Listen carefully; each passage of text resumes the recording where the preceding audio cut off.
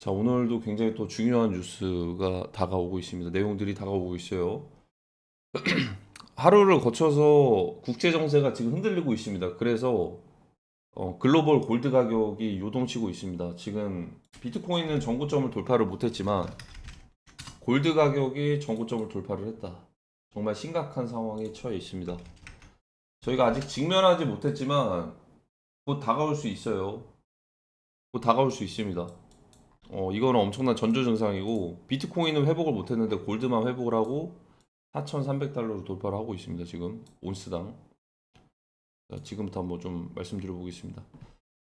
자, 또 한 번의 이제 언급이 있었습니다. 일단은 에이펙에서 북한과 이제 북한의 김정은 위원장과 트럼프 대통령의 어, 재회할 준비가 되어 있다. 그래서 세 번째 정상회담과 이제 세 번째를 만나는 겁니다. 지난번에 두 번을 만났죠. 트럼프 대통령 1기 때는. 비핵화 없이는 충분하지 않다는 이유였다. 좋은 기억이 있다. 정말 사랑스럽다. 그리고 이제 전제 조건 없이 회담을 가질 수 있다라고 얘기를 했습니다.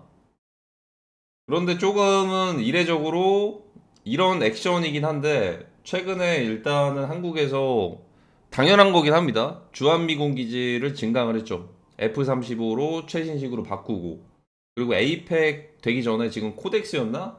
공중에서 하는 그 쇼도 에어쇼도 있습니다. 코덱스였나 뭐 있잖아요. 매년 하는 거. 그리고 이제 리퍼 부대까지 새로 창설이 됐습니다. 이거는 이제 미국에서 감시하는 것보다 한국의 주한미군에서 러시아와 중국과 북한의 동태를 살펴보고 감시할 수 있고 거기다가 요인에 대해서 이제 그런 이제 말 그대로 리퍼 이렇게 될 수가 있죠. 근데 일단은 회담 만나는 과정 자체가 그게 과연 성사가 될지는 지금 상황에서 솔직히 의문입니다. 지금 상황에서. 이게 성사가 될 거였으면 러시아랑 우크라이나가 종전이 됐으면 성사될 가능성이 큰데 최근에 열병식 때도 북러에 대한 군사적인 그런 이제 연합의 의지를 한 번 더 샤라웃 하기도 했고 그리고 이제 올해 초에는 북한에서 3월 달 정도에 그런 얘기를 했어요. 우리는 남남이다. 다른 국가로 봐야 된다. 그러니까 괴뢰라는 표현도 안 썼습니다. 괴뢰는 뭔가 이제 괴뢰 국가라는 거는 무언가 예를 들어 다른 외세로부터 개입이 돼서 조종받는 그런 국가라는 그런 뜻인데 말 그대로 북한에서는 괴뢰 국가라는 표현을 쓴 게 어떻게 보면은 나름대로 같은 민족인데 그래도 누군가 외래로부터 이제 조종을 받는 거니까 나름대로 안쓰럽다. 그래서 이런 안쓰러운 국가인데 괴뢰 국가라는 표현을 썼거든요. 나름대로. 물론 이제 경제력이나 군사력은 훨씬 더 앞서긴 하는데, 근데 그런 표현을 올해 초에는 없애버렸어요. 우리는 다른 국가다라고 이렇게 선을 긋고 했었는데, 이게 약간의, 러시아에서도 우크라이나에 대해서 그런 어떠한 전쟁하기 전에 크림반도 전쟁 이후에 한 8년 만이었죠. 2014년이 크림반도 전쟁, 2022년이 우크라이나 러시아 전쟁이었는데 되기 전에 약간의 기만술이 좀 통하긴 했습니다. 기만을 한 거죠. 어떻게 보면 우리는 전쟁 관심 없고 훈련하는 거고 전혀 상관이 없다라고 했는데 러시아 측에서는 지금 특별 군사 작전으로 아직까지도 이제 러시아 사람들은 그렇게 이제 믿고 있습니다. 어떤 거냐? 우크라이나를 나치로부터 이제 해방을 시키기 위해서 우리는 군사 작전이 필요하다. 이런 식으로. 자, 그래서 이제 에이펙에서 만날 확률은 굉장히 좀 적을 것 같습니다. 일단은 만약에 이게 성사되고 평화 통일 과정으로 간다라고 한다면은 그게 될 거였으면 러시아, 우크라이나가 일단 종전이나 휴전이 됐어야 됐을 거라는 생각이 듭니다. 이거 자체가 반대 트리거가 될 수도 있다. 제 생각은. 그리고 이제 어제 저녁에서 새벽 넘어가는 사이였죠. 트럼프 대통령과 푸틴 대통령이 장시간에 이제 전화 통화를 했는데 자, 관련된 내용은 당연히 토마호크였습니다. 토마호크. 토마호크였고, 어, 토마호크를 지원을 하냐 안 하냐를 두고서 굉장히 엇갈릴 것 같은데, 토마호크를 만약에 우크라이나에 제공을 하면은, 그거는 이제 우크라이나에 제공하면, 우리 미국과 러시아의 관계가 뒤틀어질 수도 있다, 이런 겁니다. 제가 볼 땐 트럼프 대통령과 지금의 푸틴 대통령 간의 암묵적인 뭔가의 동맹 관계, 제가 올해 초부터 말씀드렸죠. 이로 인해서 외교적인 관계가 엇갈리진 않을 것 같아요. 그러니까 이게 무슨 말이냐면 예전에 2차 세계대전 당시에 팽팽한 긴장감은 있었어요. 이거 좀 설명을 드릴게요. 2차 세계대전 당시에 물론 국가 단위는 좀 이제 다르게 얘기를 할게요. 일단 소련이랑 일본 여기 옛날에 청일 전쟁을 한번 했었죠. 일본이 승리를 했습니다. 그리고 이제 일본이랑 만약에 예를 들어서 미국이랑 이렇게 태평양 전쟁으로 싸우는 구도였는데 뭐 소련이랑도 이제 팽팽한 긴장감이 있었는데 굳이 개입하지는 않았어요. 지금 만약에 굳이 따지면은 미국이랑 러시아가 뭔가 그래도 당연히 미국은 지금 나토에 가입되어 있고 VS로 따지면 러시아로 이렇게 가는 건데 어 나토의 뭐 군사적인 물자나 이런 것들은 수출 그 이제 유로로 결제를 해야겠죠. 나토에서 결제를 하되 직접적으로 미국과 러시아가 싸울 일은 없다라고 봅니다. 그러니까 이제 대립되는 관계로 서로 긴장감을 이렇게 줄 수는 있는데 이 둘이 서로 본토끼리 핵 날리고 막 이렇게 싸울 일은 없다. 지금도 비슷해 보이고 사실 이런 이제 토마호크에 대해서 얘기가 나오고 나서 러시아 측에서 이게 공개가 됐습니다. 중요한 건데요. 자, 이제 러시아 언론사 라이바르는 에스토니아와 이제 이 발트 3국 이쪽에 대해서 전쟁 지도를 공개를 했어요. 어떻게 해서 침투를 해서 어떻게 전술적인 부분들을 할지를 공개를 했습니다. 그래서 발트 3국 지금 비상사태가 떨어졌어요. 여기 지금 100만 명에서 몇백만 명 정도 대피할 수 있는 대피소를 좀 확장을 하고 어떻게 대피를 할 건지 빠르면은 3일에서 7일 이내로 전면적인 침공이 나올 수도 있다라는 그런 이제 주의를 주면서 지금 계속해서 이렇게 긴장감이 좀 이제 계속 완화가 되지 않는 상황입니다.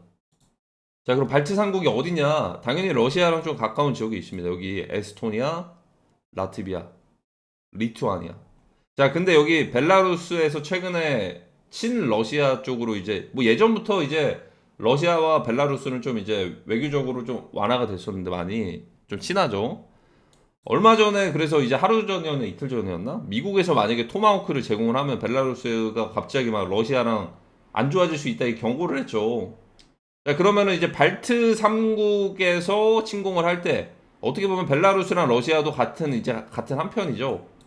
어떻게 보면 이제 쪼여져 있어요. 여기 위에는 러시아가 있고 여기는 벨라루스가 있고 지금 당장 뭐 3차 세계대전 시작이 딱 시작됐다 이런 게 안 떴기 때문에 지금은 뭐 이제 긴장감만 이렇게 있는 건데 터지는 순간 여기 좀 완전 코너에 몰리죠. 에스토니아, 라트비아, 리투아니아. 자, 근데 그것만 문제가 아니죠. 최근에 러시아에서 종말의 라디오가 또 한 번 떴다라고 합니다. 종말의 라디오. 자, 이거 한번 보여드릴게요. 러시아 종말 라디오. UVB 76이었는데 이번에 메시지가 좀 달랐습니다. 정말 좀 소름입니다. 이거 보셔야 돼요. 도미니언이라는 코드가 나왔어요. 도미니언. 자, 예전에는 도미니언이라는 코드가 나오질 않았었는데 10월 몇 일이었지? 지난번에 뜨고 나서 또 한 번 떴거든요. 도미니언 이거 떴다. 자, 일단 종말의 라디오에서 또 한 번의 이제 우크라이나 그 라디오에서 이제 코드가 갑자기 떴다고 합니다. 그 중에 하나 이제 메시지 도미니언 8730-2048이라고 합니다. 자, 이거는 이 메시지는 이전 주파수에서 방송된 적이 없다라는 건데 도미니언 뭔가 땅 따먹기를 의미를 하는 걸까요? 이거 뭐 이제 예전에 한번 선거 쪽에서도 한번 나온 적이 있었죠. 자, 심상치가 않습니다. 일단 그게 무슨 말이냐면 이제 발트 삼국에 대해서 여기도 경계 태세를 강화하고 있는 상황에서 땅 따먹기를 한다? 이거 토마호크가 만약에 제공되지 않으면은 우크라이나가 싹 다 진짜 먹힐 수도 있을 것 같습니다. 새로운 무기들이나 이런 것들이 더 강력한 것들이 또 이제 추가가 돼가지고 특히나 러시아에 파병하는 그런 이제 군인들도 확보가 됐죠. 쿠바였나요? 북한에서도 아직도 우크라이나와 싸우고 있다라고는 하는데 일부는 복귀했을 가능성이 큽니다. 왜냐하면 러시아가 그쪽으로 이제 전선을 확대할 때 동시다발적으로 이루어질 거거든요. 동시다발적으로 동북아시아. 음. 자, 그리고 글로벌 골드 가격이 올라가니까 갑자기 또 이런 얘기가 나왔습니다. 다시 한번 물어볼 때가 된 것 같아요. 포트녹스의 감사는 어떻게 된 건가? 그래서 이게 무슨 말이냐면 미국에서는 이제 금을 사실상 예전 근본 이제부터 시작을 해가지고 금을 굉장히 많이 보유를 하고 있습니다. 일단 수치상으로 많이 보유를 하고 있는데 누군가가 음모론을 제시를 한 거예요. 미국에서 보유 중인 골드가 일부가 비어 있다. 감사를 해봐야 된다. 한번 점검을 해봐야 된다. 그런 의문점이 제기가 됐던 거는 첫 번째로 독일에서 미국에 맡겨놨던 금을 되찾으려고 했었는데 이거를 한 번에 주는 게 아니고 분할해서 상환을 해줬습니다. 그래서 사람들이 실제로 실물 금이 없는데 장부상에만 있는 거 아니야라는 음모론이 제기가 됐어요. 물론 음모론이겠지만 왜냐하면 이제 바로 줄 수 있는데 분할로 해서 상환을 줬기 때문에 근데 더 심각한 상황이 초래했습니다. 사실상 이거는 미국의 금융시장의 아킬레스건일 수도 있는데요. 만약에 실제로 미국에서 골드를 보유하고 있는데 이게 부족하다라고 했을 때는 이게 전 세계에 공개됐을 때 미국의 금융시장은 불신을 얻게 될 겁니다. 그래서 이거를 무조건 회복을 해야 될 거예요. 뭐가 될지 그 내부 사정은 모르겠지만 골드를 가진 자가 질서를 정한다. 골든에이지, 골든 패스, 골드. 이거를 확보를 해야 될 겁니다. 제가 볼 때는 높은 확률로 3차 세계대전, 네, 승전국이 골드를 확보할 가능성이 크고, 골드 가격은 또 이제 3차 세계대전이 끝나갈 쯤에는 다시 떨어질 가능성이 큽니다. 그러면 이제 골드에 대한 감사는 3차 세계대전이 끝나고서 그때쯤에 공개가 될 겁니다. 그쯤에는 골드 가격이 떨어질 겁니다. 제가 볼 때는. 근데 지금은 심각한 상황이에요. 지금은 전쟁을 할 수밖에 없을 겁니다. 전 세계가. 왜냐? 자, 일단 골드 가격이 4천 온스죠. 예를 들어 원래 한 1톤 정도가 있다라고 했을 때 1온스당 1,700달러 만약에 1,700달러였어요, 만약에. 근데 지금 4,300달러죠. 그러면 이게 골드를 메꿔야 되는 것들이 많아졌어요. 이게 음모론이 맞다라고 가정을 해볼게요. 그러면 골드 가격이 떨어져야 되는 거예요. 이게 그러니까 골드에 숏을 친 거나 마찬가지입니다, 지금. 실제로 골드가 지금 없거든요. 상환을 해야 되는데. 상환이 아니고 확보를 하고 있어야 되는데. 이걸 해결할 수 있는 거는 골드에 대해서 관세를 0%를 매긴다고 한들 가격이 이미 높아졌기 때문에 전쟁밖에 없을 겁니다. 이거는 근데 이제 전 세계가 모두가 다 이제 어떠한 것들이 좀 얽혀 있어서 다 직면하게 될 일이다. 만약에 음모론이 맞다고 한다면. 왜냐면 골드 가격이 올라가니까 또 한 번 이제 언급들이 나오고 있는 겁니다. 자, 그러니까 예를 들어서 골드 가격이 지금 올랐잖아요. 그래서 반대로 중국에서는 골드를 2022년부터 적극적으로 매수를 해가지고 모으고 있었다라는 얘기들이 있었죠. 그 중국 은행에서. 예를 들어서 금 가격이 예전부터 근본 이제 유지가 됐던 시절부터 해가지고 있었는데 예를 들어 300달러였어 만약에. 가격이 올랐잖아요. 근데 이 사이에 그러면 이 만약에 없어 골드가 일부가 부족한 거예요. 그럼 부족한 것들을 상환해서 줘야 되는데 골드를 찍어낼 수는 없잖아요. 골드를 막 이제 최근에 US 그 뭐냐 PYUSD였나? 이거 막 스테이블 코인 찍듯이 골드를 찍어낼 수는 없는 거잖아요. 그 디지털 골드처럼. 그렇기 때문에 이거는 굉장히 좀 치명타죠. 만약에 그렇다고 한다면 가격이 올랐으니까 이거 가격 올랐으면 한 10배로 15배로 해서 메꿔서 줘야 되는데 이거 사실 불가능하죠, 사실상. 천문학적인 돈일 텐데. 그러면 두 가지가 있는 겁니다. 골드 가격이 떨어져야 되고 오히려 전쟁으로 골드를 보유한 국가들에 대해서 승전국으로다가 보상을 받는 것밖에 없을 것 같은데 지금은 약간 하이브리드로 일단은 가고는 있으니까 아직까지는 뭐 관세나 이런 것들을 뭐 0%를 해준던가 0% 예를 들어서 이제 뭐 골드로 뭐 결제를 받을 수도 있고 아직까지는 그런 움직임은 없는데 뭐 그런 식으로 간다면은 가격이 더 올라가니까 조금 더 골치 아플 수가 있는데 이걸 해결할 수 있는 게 사실 없어요. 골드 가격이 떨어지려면 그냥 전쟁이 멈춰야 되는데 전쟁이 당장 멈출 것 같지가 않단 말이죠. 다들 이제 시나리오 상으로는. 그래서 이거는 뭐 이제 필연적인 거겠죠. 그리고 이제 지금 디지털 골드 역할을 할지 안 할지를 지켜봐야 될 텐데 그냥 골드를 토큰화하면 디지털 골드가 되는 건데 지금 팍스 골드 이런 것처럼 비트코인이 또 한 번에 지금 미국과 영국 정부에서 캄보디아의 프리스 그룹에 대해서 제재에 나섰다. 해당 그룹에 비트코인이 20조 원어치를 압수를 하면서 몰수. 야, 이거 정말 상당한 금액입니다, 이거. 이거 비트코인을 어떻게 할지는 모르겠어요. 이거를 압수한 것들을 매도할지는 모르겠는데 지금 매도해버리면 솔직히 좀 큰일 나긴 하죠. 어쨌든 이거 압수 자체만으로 좀 상징적이기도 합니다. 지금 그렇게 막 호재는 아니죠, 이게. 뭐 예를 들어서 미국에서 보유하는 비트코인으로 인정을 하면은 미국 정부 보유 비트코인으로 인정하면 압수한 것들도 그냥 이제 그대로 보유 비트코인으로 할 수도 있는데 아직은 그게 그 단계가 아직 오진 않았어요. 지금 해결해야 될 것들이 많기 때문에. 근데 이제 일단은 잠재적으로 20조 원어치 비트코인 압수를 했다. 자, 그리고 이제 제가 전에 말씀드렸던 BNB 관련된 내용인데 짧게 말씀드리면 일단 코인베이스의 로드맵이 발표가 됐거든요. 코인베이스의 선물 상장이 됐고 상장 로드맵이 발표가 됐는데 보통 지금까지 로드맵, 상장 로드맵이 발표가 되면은 상장이 됐던 것 같아요.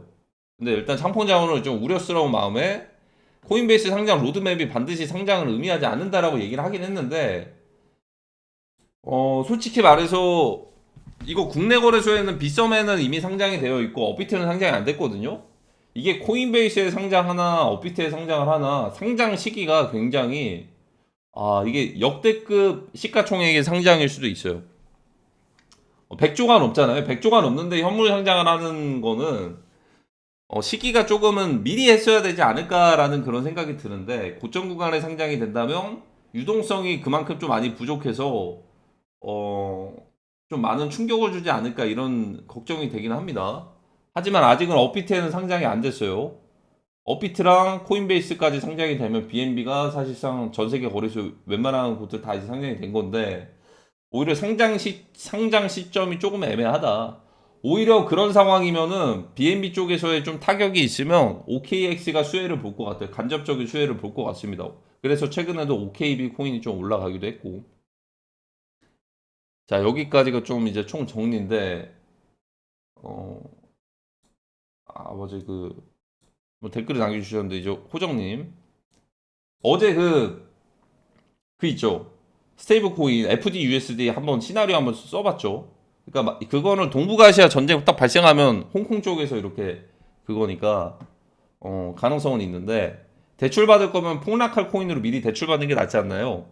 XYX 코인이 있다고 가정하면, 그게 바로 공매도죠. 그쵸? 그러니까 예를 들어서 대출을 받는다. 예를 들어 A 코인이 있어요. 이게 100원이에요. 나는 스테이블 코인을 가지고 있어. 예를 들어 뭐 이런 식으로 가지고 있어요. 그러면 이거를 요 놈을 담보로 해서 A 코인을 100원에 빌려와요.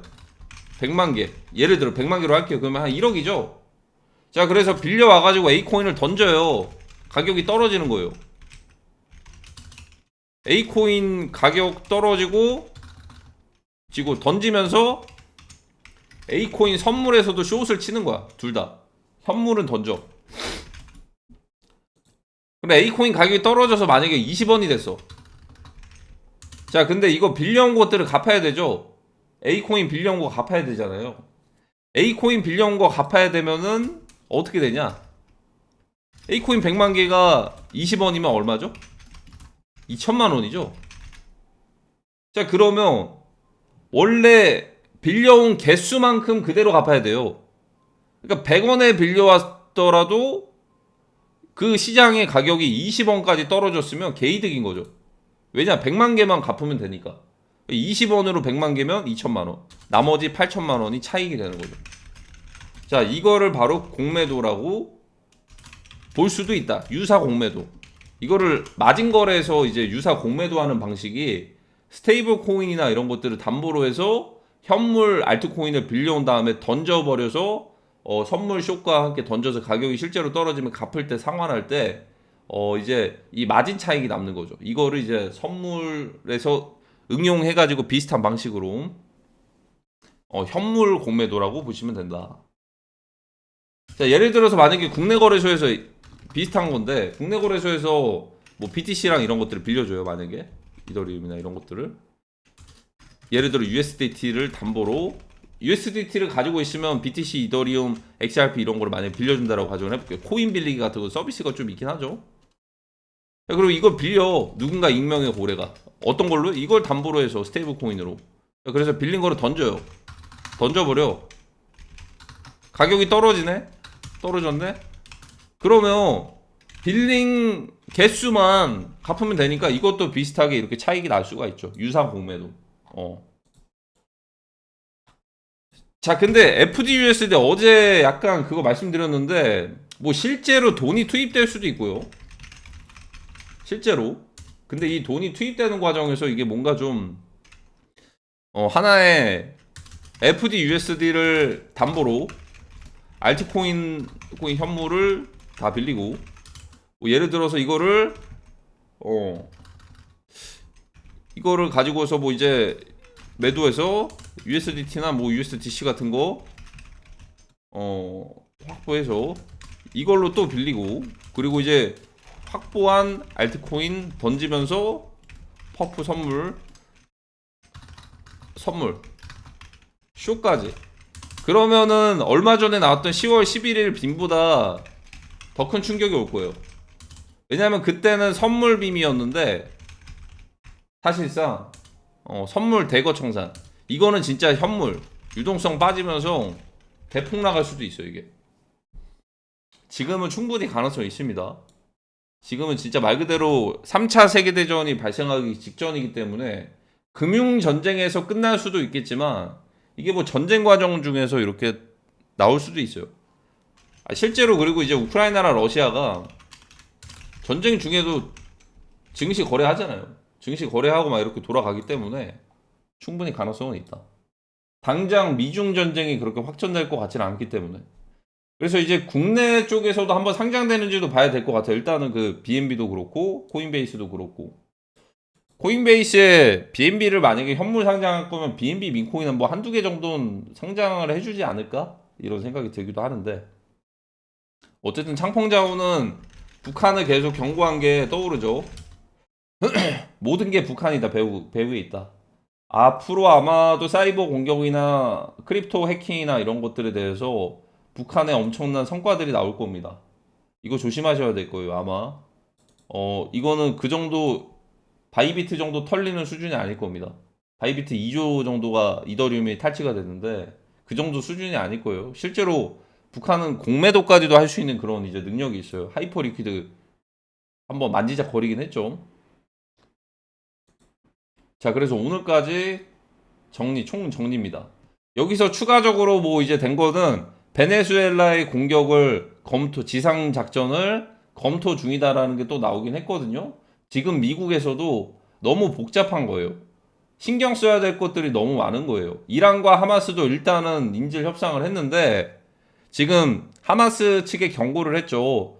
무장단체 해체, 무기 반납 안 하면은 너네들이 사라질 것이다. 의미심장하긴 합니다, 솔직히. 그러니까 온전히 전쟁이 다 끝난 상황에서 중동만 봤을 때는 그게 가능할 수도 있는데 지금 러시아, 우크라이나며 나토며 중동이며 베네수엘라며 뭐 이제 몇몇 곳들은 페루나 이런 곳들은 막 갑자기 막 내전 나고 그랬어요, 지금. 그리고 마다가스키인가? 뭐 어떤 그 나라는 뭐 이제 갑자기 뭐 이제 쿠데타 일어나고 전 세계가 지금 혼란의 그런 사이클에 있는 거예요, 지금. 비단 한국만 그런 게 아닙니다. 전 세계가 다 같이 똑같아요. 그래서 그 말은 뭐냐? 예전처럼 6.25 때처럼 온전히 한국만을 위해서 지금 서포트할 수 있는 상황이 아닐 수도 있어요. 정말 여러 곳들에서 한 번에 동시다발적으로 일어날 수가 있다. 하지만 이제 군사력이 그래도 예전 6.25 때랑은 다르게 좀 증강이 됐죠. 이번에는 직접 싸우라는 그런 의미인 것 같습니다. 전쟁이 발생을 했을 때. 그래서 헤그세스 국방부 장관이 북한의 강력한 도발이 발생하면 한국에서 먼저 스스로 방어를 해야 될 것이라고 얘기한 게 지금은 좀 이해가 됩니다. 만일에 그런 상황이 발생할 때 왜 얘기를 했을까? 지금 상황 보면은 미국에서 온전히 한국만을 위해서 신경 쓸 그게 없는 거예요, 지금. 여기는 애시당초에 사실상 동북아 전쟁에서 핵심 지역인데 대만이랑 한국이랑 뭐 일본도 마찬가지고 여기 필리핀 이쪽 지역이 태평양이 아니고. 그래서 점점 쌓여져 오는데 제가 볼 때 동시다발적으로 일어날 것 같기는 해요. 뭐 한 곳에서만 일어날 것 같지는 않고, 예를 들어 러시아에서 아까 그 도미니언 종말 라디오도 한번 이제 처음으로 시그널이 나오는 것처럼 땅 따먹기 같은, 우크라이나를 한 번에 먹어버리려고 하는 건가, 그러면서 나토도 같이 이렇게 침공을 하려고 하는 건가, 어차피 옆에 벨라루스가 있으니까 그런 건지는 모르겠는데, 만약에 그게 발생을 한다면 중국에서는 대만을 바로 이제 상륙할 것이고, 이제 북한에서는 이 깔아놨죠. 대전차 이거 못 올라오게 깔아놨죠. 이거 북진 통일을 못하게 깔아놓은 거예요. 그럼 북진 통일을 못하게 깔아놓고서 뭔가를 할 수가 있다라고 한다면 서해 5도를 똑같이 할까요? 도발을? 제가 볼 땐 아닌데. 이미 예전에 한번 겪지 않았나요? 서해 5도? 연평해전부터 해가지고 포격 사건도 같이 이제 맞대응하기도 했고, 한 번도 겪지 않은 데가 여기거든요. 여기 김포, 고양, 송도, 서울, 이쪽 라인대. 여기 한강 하류를 타고, 그리고 예를 들어 만약에 지하 갱도나 땅굴 같은 게 있으면은 그 작전으로 여기 대전차 딱 깔아놓고서 방벽 세워놓고 약간의 중국에서 대만 침공할 사이에 그 교란 작전을 펼칠 수도 있지 않을까, 이런 생각이 들기도 합니다. 동시다발적으로 세 개가 동시에 일어날 것 같아요. 만약에 좀 비슷한 타임라인으로. 그러니까 이제 세 개가 동시에 일어난다는 게, 예를 들어 러시아 발생하고 중국 발생하고 북한 발생하고 이런 게 아니고, 한 번에 그게 아니고 그 기간이 그렇게 길지는 않을 것 같다라는 생각이 들거든요. 근데 만약에 여기서 누가 먼저 발생을 하냐인데, 어, 동북아에서 먼저 발생하냐, 이게 뭐 어디서 먼저 발생하냐가 중요할 것 같네요. 일단 그래서 오늘 한 번 더 얘기가 나왔기 때문에 이걸 한번 좀 답장을 해줄지 한번 봐야 될 것 같습니다. 세 번째 만남이 성사가 될지 일단 지켜는 봐야 될 것 같아요. 일단은. 하지만 세력들 간의 관점에서 봤을 때는 솔직히 좀 결렬될 것 같긴 한데, 전쟁 쪽으로 어쨌든 군부 세력이 무조건 승리를 하거든요. 군부 세력이 승리를 하는 건 전쟁 쪽으로 가면 무조건 승리를 하기 때문에 말 그대로 파괴 이후의 재창조의 과정을 겪을 수도 있지 않을까. 그리고 지금 트럼프 대통령의 골프 회담에 가게 되는 그런 사람들이 오히려 이제 대기업의 총수님들이죠. 회장님들. 대만, 한국, 일본. 이거 뭔가 좀 그려지지 않습니까? 대만이랑 한국이랑 일본의 대기업 회장님들이 골프를 회동을 갖게 되는 거는 사실상 이제 대기업들은 건져야죠, 당연히. 대기업들은 건져야 되고, 약간 전시 체제가 됐을 때 그런 상황이 좀 생각이 나기도 하고요. 이거 트라이앵글인가 완전히. 여기 한국이랑 대만, 일본 이쪽에 사람들만 가게 되죠. 힌트는 많이 주는 것 같습니다.